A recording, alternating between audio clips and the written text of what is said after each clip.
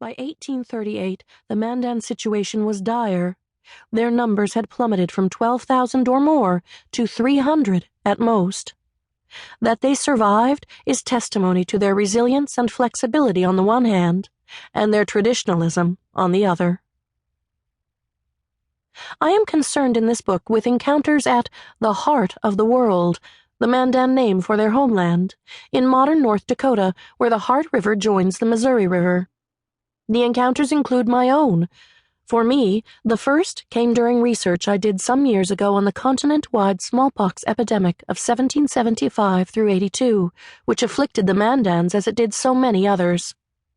Reports of smallpox in the upper Missouri villages had intrigued me. How could it be, I wondered, that I knew almost nothing about this once teeming hub of life on the plains? Why do the Mandans appear in the broad history of North America only when Meriwether Lewis and William Clark spent the winter with them in 1804 through 1805? The accounts I read confirmed my suspicion that significant holes persisted in our knowledge of early America. Places we knew remarkably little about had once cradled prosperous human settlements. The more I learned, the more I sensed that the Mandan story provided an alternative view of American life both before and after the arrival of Europeans. It nevertheless took a trip to North Dakota to convince me. How could I write about a place I had not yet seen? Geography, landscape, and natural history have always appealed to me. They creep inexorably into my thinking and writing. So in August 2002, I went to North Dakota for the first time, just to see if it felt right.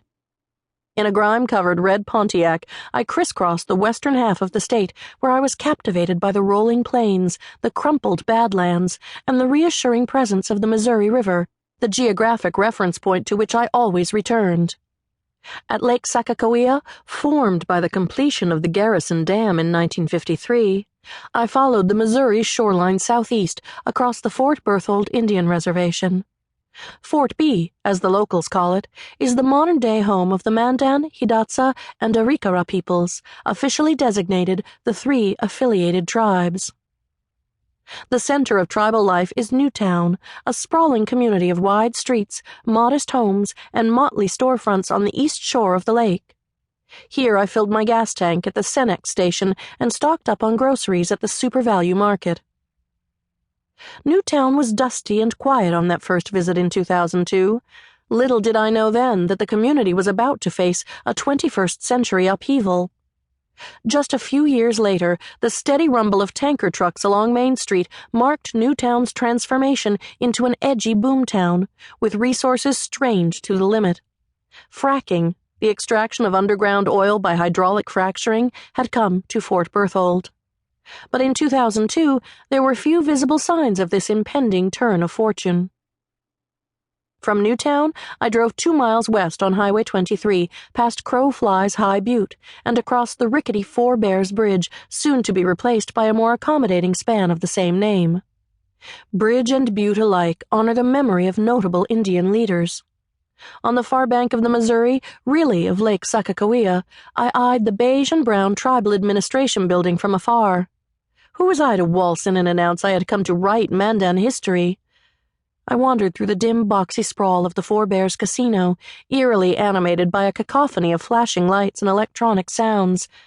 I stayed longer at the nearby 3 affiliated tribes museum, where I studied an array of exhibits that as yet made only partial sense to me. I also met the museum's director, Marilyn Hudson, a steadfast guardian of her people's past and a font of living history.